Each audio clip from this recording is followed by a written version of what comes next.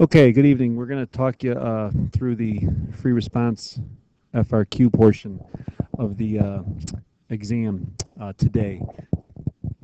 And we're going to look at last year's test and kind of just walk you through some of the steps and tricks of the trade to doing a free response question. So you should see the board here with last year's questions. Now the exam is Friday, and we will be taking 2 free response questions. You're also going to get a handout Thursday in class about how to do a free response. I suggest you come to homeroom on Friday if you want further explanations of how to do this. All right, so if you take a look, the question or the exam here is 4 free response questions. You will have an hour and 40 minutes to do it. All right. Now on Friday you're only going to do 2 questions, so you're going to have 50 minutes, half the time. All right. It's 25 minutes per question is their recommendation. And they're going to cover all topics. All right. Our test will obviously focus on the constitutional period and the Articles of Confederation and the document itself, as well as federalism. Probably one question on each. One question on the Constitution, one question on federalism. All right, so here's the first question from last year. Okay, you'll notice it has 3 parts to it. Okay, so there's a stem with a statement. All right, just a factual statement, and then 3 separate questions. If you really don't look at this as an essay, you want to look at it more as just 3 separate short answer questions. All right, we're describing, and we're explaining. I'll explain those words a little more later. Okay, question number 2.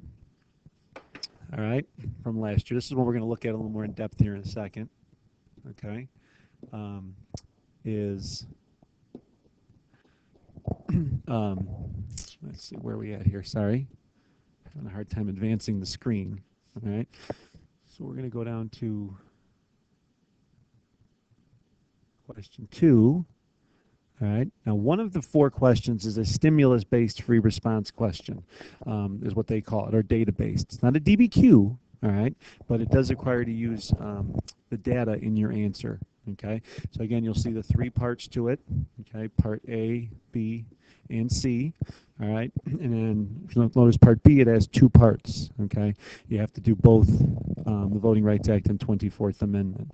With that. And then usually part A of the question is going to have you do something with the graph above that you'll see right here. All right, moving along. All right, going down to the 3rd question. Okay, 3rd and 4th. All right, the 3rd question deals with the judicial branch. All right, and the checks that Congress and the president have over it. And finally, you'll see a question on interest groups. All right, so usually the questions focus on all areas of government, but the institutions of government will be there that you see in question 3, and then some of, as well as question number 1. And then the other ones deal with the outside factors, in this case interest groups and voting rights that way. All right, now the what we're going to look at here is we're going to look at a student's response from last year. This is actually a Mundelein student response to question number 2. All right, now take a look here. All right, question 2. All right, the questions are going to usually use 4 or 5 different verbs of what they're going to ask you to do. Okay. Now the key thing here is to not treat this as an essay. This is an actual free response. There are no grammar points. All right. They're looking to see that you know the material or don't know the material. Do not worry about a thesis statement. Do not worry about transition statements. All right. Or even citing of sources. You are just doing directly what the question says to do. The 5 things that they will ask you to do, all right, will be, in this case, it's compare. All right, which is what's going on here. All right, and then you'll see some questions that say identify. All right, and identify is where you can literally do bullet points. All right, this can be 1 or 2 words to just state what they're asking you to identify. All right, it might be identify 2 powers of Congress or identify 2 roles of interest groups. All right, they will ask you to define. All right. When you define, that is coming right off of your note cards. Give the exact definition, and there's usually some key words you need to have in your definition to get the point on a defined question. All right. Where there will be more writing are questions that ask you to describe. All right. When you describe, it's kind of like identify plus 1. All right. You're going to give your definition. You're going to give your identify of what the term is, what they're asking you to do, and then another sentence that sort of shows you have an explanation or an understanding of that topic. All right. So usually a described question is 1 to 2 sentences. All right. I'm going to erase these 4 and then get to the 5th one. The 5th one is the magic one that where you're going to miss most of your points. That is an explain question. All right. When you explain something, they're essentially asking you to show how or why something is the way that it is. All right. Making it very simple, to quote my friend Ed Stevenson, explain is Latin for 3 to 4 sentences. All right. That is the most you will have to write for any one specific answer is 3 to 4 sentences, all right, on an explain question, all right? And we'll address that a little bit later in part C of this question, all right? The magic word you always want to have in an explain question is therefore, and you will see that a little bit later, because when they grade these, they are saying they want, in an explain question, they want you to show, you want to close the loop, all right? They want you to address the question. A lot of times people just identify in an explain question without actually explaining how or why something happens. So usually you want to go therefore and then restate the question, all right? So therefore, all right, Congress checks the president by impeaching him or something like that. Okay, so therefore is your magic number in an explain question. All right, let's take a look at our Monoline students' response here. All right, using the chart above, compare minority representation in 1960 to 2010. All right, so you see 2 different sets of graphs here. All right, the 1960 set and the 2010 set. All right, you're just comparing. What does one say versus the other? Okay. When you get these questions, you want to do what's called marking the question. All right. The first thing you're going to do is look for the verb. All right. The verb is compare. All right. So I'm comparing minority representation from 1960 to 2010. So you want to underline those key dates. All right. And the verb in this particular case. All right. Move the screen up a little bit here. All right. Now part B. All right, explain how each of the following assisted in the removal of barriers to minority voting. Explain. So I know in this one I have to not just say what it was, I have to say how, all right, how these things assisted in the removal of barriers to minority voting. Okay, and we have the Voting Rights Act of 1965 and the 24th Amendment. All right, and then going on to part C. All right, identify one barrier that impedes minority representation, underline that because I know I'm looking for minority representation in Congress. All right, I also have to explain why the barrier you identified inhibits minority representation in Congress. So I'm going to identify it, here's what it is, and here's why this inhibits minority representation in Congress. All right, so let's look at how he addressed the question. All right, got to erase our little marks right here, sorry. Okay. All right. So in 1960, minority representation in Congress for African Americans and Hispanics was never 0.1%. It was near 1.1%. Then in 2010, minority representation was 9.7 and Hispanic was 6.4. He is done with the question. He has answered this question effectively. All right. If I were reading this, which I actually did in Salt Lake last year, I would not have read any more than that. He has compared the two. This is what it was in 1960, and this is what it was in 2010. He has done what it asked him to do, which is compare. Okay, see how little writing that involves to get a point. Okay, so nice job so far for fictitious MHS student. All right, all the rest is unnecessary. Okay, part B.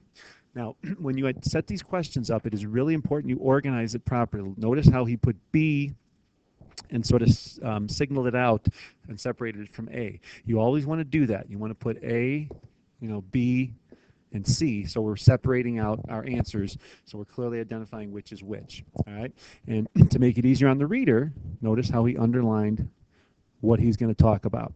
All right. A lot of times people would write this in one paragraph, and trust me, from the perspective of a reader, that makes it very difficult because you have to figure out when he's done with the Voting Rights Act and when he starts up on the 24th Amendment. So this is laid out perfectly. All right. So the Voting Rights Act of 1965 allowed for more minorities to vote. All right. That's the question. How did it increase minority representation? All right. So he's already got to the explain part, but he hasn't identified what it is. This is because the act prohibited literacy tests. All right, so done. All right, he has told me that the act prohibited literacy tests. All right, and the Voting Rights Act allowed for more minorities to vote. All right, so it increased minority representation by banning literacy tests. He is done. No further points are needed. All right. He goes on to write, however, the prohibition of literacy tests and other unfair voting tests used to prohibit minorities from voting allowed for more minorities to vote. All right. Also, the abolition of the grandfather clause. See, this is totally unnecessary. He's just showing off his knowledge. That is unnecessary. You did not need to even include that into your essay. All right. But it didn't hurt. Notice he doesn't lose any points. All right. It's all positive points moving forward. Okay. 24th Amendment. The 24th Amendment prohibited the poll tax. He has said what it did. All right. So he's identified it. He's on the right track so far. All right. The prohibition of this tax allowed more minorities to vote because minorities could vote without paying a fee. All right, the abolition of a poll tax reduced the cost of voting. Therefore, there's the therefore. This is how I knew it was mine because I always tell my students to use therefore. Therefore, increasing minority voter turnout because minorities would not want to spend their money on a tax. All right, so he said what it is, and then he has explained how that has increased minority representation in Congress. All right, so far he has gotten all of the points necessary. Okay, he's gotten his point from Part A. All right, and then he's gotten both of his points here in Part B. All right, now Part C. One barrier that prevents minority representation is gerrymandering. The question said to identify one barrier. He has done that. He's halfway home. All right, so there's 1 point. In this process, congressional districts are redrawn to favor the majority party. Let's move on to the next page. All right, and these redrawn districts can dilute the voting strength of minority, preventing representation. He is done. Okay, he has identified it and he has explained it. In gerrymandering, all right, in gerrymandering, minority populated areas can be split. Therefore, reducing the voting strength of minorities and minority representation. All right, that's called closing the loop. All he has done here is restated the question. All right, it's reduced this voting strength of minorities and minority representation, which is what the question asked you to do. Explain why the barrier inhibits it. All right, so this is pretty straightforward and simple. This was a perfect 6 out of 6 ideal free response. All right, final thing I want to show you here is the rubric. All right, this is what I used in Salt Lake City to grade. Okay, Part A, 2 points. Okay, Part A, 1 point. All right, 1 point is earned for demonstrating an increase in minority representation between 1960 and 2010. All right, what I wrote in here, and this is what they told us, is numbers is okay. All the kid did was restate what the graph said. He got a point. All right, sorry, my chicken scratch is kind of hard to show up on this PDF. All right, 2 points for an explanation. So it's an explain question. So you're going to need a therefore to close the loop of how the Voting Rights Act assisted in the removal of barriers to minority voting. And any of these 3 answers are acceptable. All right, elimination of literacy tests, creation of oversight of elections, and eliminating the use of English-only ballots to prevent non-English speaking minorities. All right, now to close the loop, you have to say led to increased minority voting, led to increased access for minority voting, led to increased access for minority voting. All right, you can't just identify it, you have to explain why it did that. And all you're doing is restating the question. All right, pretty straightforward. All right, and almost done here. All right, Part C. Okay, notice they split it into 2 categories. Okay, you could address minority candidates. All right, that's why minority candidates aren't elected, or minority voters. Okay, and what you had to show, all right, is these were your identify points. As long as you identified any of these or any in the minority voting column, you got your identify point. Your explanation, all right, had to show how it inhibited minority representation in Congress. Okay, and they kind of had some specifics of what they accepted and not accepted. All right, now John mentioned, or the student mentioned gerrymandering. As long as you had that word, they were going to give you the point. You didn't really have to get into more detail than that. Okay, and you had to show that this was being done to the minorities. You can't say the minorities did this to themselves. So a lot of kids miss points on this one because they say, well, minority's not going to vote because he feels his vote doesn't matter. That doesn't get the point. You have to show that the government has done something to you. All right, so they've created districts where the majority is the minority, okay, or they've set up qualifications for what it takes to get elected, preventing candidates from getting elected, like the citizenship requirement. You could have said to be in Congress you have to be a U.S. citizen. Not a lot of minorities are citizens, therefore they're not going to get elected, okay, things like that. All right, so I know it's a rather long lecture, but it should be very helpful for you in how to do a free response. All right, come to class with questions tomorrow. All right, if I have to sort of end with some important words here, all right, I would say make sure you are explaining, all right, with closing the loop with the therefores, all right, which is just restating the question. You don't want to annoy the graders. Make sure you set up a nice, easy to read essay, all right, labeling it A, B, C, and so on. Try and skip a line between each of your paragraphs there, all right. Don't write any thesis statements, all right. You want to avoid giving your opinions. The College Board is not interested in what you think about minority voting or what you think about Congress or the voting rules. They want to know what you know, all right. And buzzwords, any buzzwords, that's a word you probably learned in this class that's on our word wall, you want to define those, all right. A lot of times they won't give a kid a point if he just throws a word out there hoping it sticks. They usually want to show that you have an understanding of that. So even if it doesn't ask you to, give a definition of what that buzzword might be, okay, something like filibuster or due process. Make sure you say what that is to get the point. All right, good luck on the test Friday. All right, looking forward to reading your responses, and please come to homeroom with any questions about these notes, but this should be very helpful in how to do a free response. All right, and for those that made it to the end, I got to reward you by telling you to know your weaknesses of the Articles of Confederation, know your differences between the House and the Senate, know the different, not theories of federalism per se, but the different advantages that the state and federal government has and your grants. All right, there's a note lecture on grants you're also supposed to watch tonight. And I would also know a little bit about parts of the Constitution that strengthen the federal government and that strengthen the state governments. All right, over and out, and see you on Friday.